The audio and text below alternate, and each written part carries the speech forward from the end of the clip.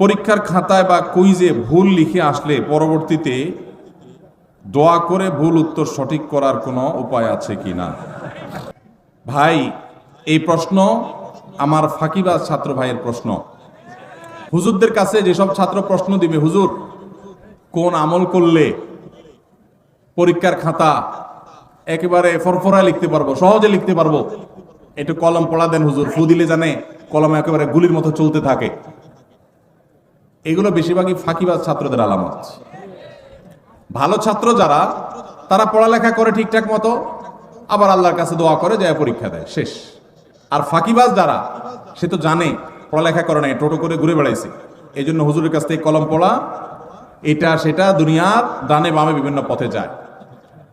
এই জন্য পরীক্ষা ভালো হওয়ার আমল কি যদি বলেন, আমি বলবো পরীক্ষা ভালো হওয়ার আমল হলো পড়ালেখা বেশি করে করা, সুন্দর করে করা, ভালো করে করা। এটা হলো পরীক্ষা ভালো হওয়ার আমল।